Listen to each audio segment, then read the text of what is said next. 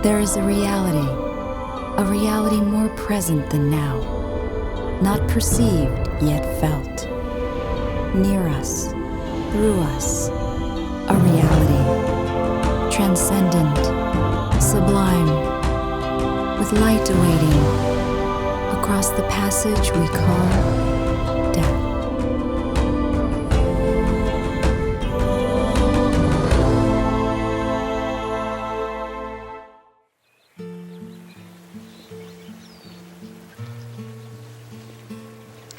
The seeming finality of death. Is it really the end of existence? Or does death transition us into a new life profoundly different from this one? The answers we'll hear today will affirm our deepest spiritual hope. Hello, my name's Elizabeth CEDILLO. As a religious educator and national media host, I found no other subject presents more challenges to our faith, our comfort, and our state of well-being than death, dying, and especially the resulting grief. When we lose a parent, a spouse, a sibling, a close friend, or a child, there are no words that can ease the depths of our sorrow and despair. However, as you view this presentation, it's my belief that if you're now grieving, although your bereavement will continue, it can continue with a renewed hope and an amazing sense of peace you may have not thought possible. Let's begin our journey together at the point of loss, since that's where the trauma of grief begins. The death of a loved one is a universal human experience, so let's watch and listen to the stories of those who have lost what's most precious to them. In doing so, you'll begin to be more compassionate towards yourself and allow greater healing to the grief you bear within. She had been a very healthy lady, and so her death was quite unexpected. It turns out she had congestive heart failure.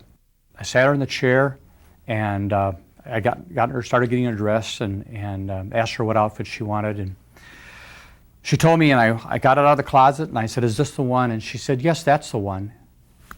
And her head went back. And I ran to her, and I held her in arms. I tried to help her breathe, and I said, "Char, you got to breathe. I love you so much. I can't live without you." Essentially, she died in my arms. The last thing she heard me say was that I loved her. His blood pressure dropped real low, and we rushed him to the hospital. And they had him stabilized. Everything was, fine. And that night he went to bed, and he never woke up. I went in the morning, and I said, "Carl, it's time to get up." He didn't respond. I looked, and he was just blue. And I knew right away he was dead.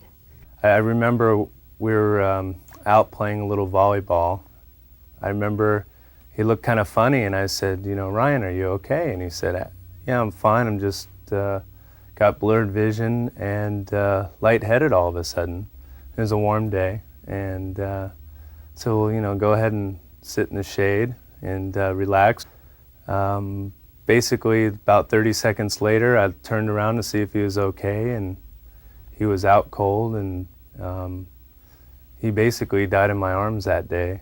And so it was on August the 25th, almost to the day last year, that they diagnosed that she had lung cancer, metastatic bone. For the last 6 weeks, I took care of her.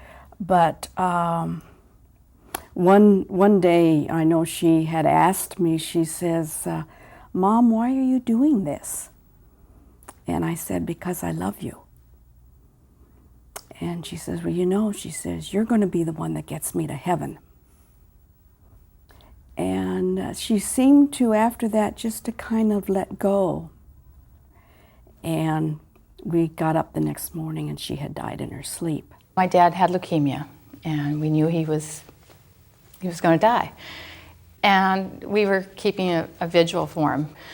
So he had woken up, and he just said, real softly, he said, "Oh, look at the doves." And my mom and I looked at each other, and we said, "Where are the doves, Carlos?" Because we didn't see any doves in the window or anything. And he said, "Right there in the window. Aren't they beautiful?" And at that moment, I knew that, And I said, "Dad, are you ready?" He said, "Yes, I'm ready." as much as I was in pain, I was also at peace. And my dad died on Holy Saturday. It was Thanksgiving, and he took a turn for the worse. So went to the hospital, and he basically never really came back. And he was fortunate in that he slipped into a coma in like 2 days' time. You know, he got less and less responsive. And the family was called, all those that weren't there, and they all came, and we all said the rosary and around his bed, and then he just died. And I closed his eyes, and I listened to his heartbeat for the last moment, and that was it. So then I got her into bed, and then I went back to the other side, and she was looking at me, and I said, move your toes again, and she did. And I said, raise your knee, and she did. And then as I looked at her, a wave just came over, and she had the stroke. So I was with her right from the very beginning, and I was with her to the very end. I heard that Pat was diagnosed with leukemia. And I got a phone call from her oldest son, Matt, and he said, you know, my mom's at St. John's, and they're going to helicopter her to UCLA because this infection was just really significant. So I just dropped what I was doing. I went there. So it took several hours, you know, to see her go through the pain and everything she had to endure. I watched her son talk to her, tell her to let go, tell her that everything was going to be okay. And all of a sudden her breathing pattern changed, and she started to struggle a little bit more. And everybody came in, and we gathered around her, and we held hands. And we started to say the Our Father, and we all said that real strong, and we watched her take that last breath.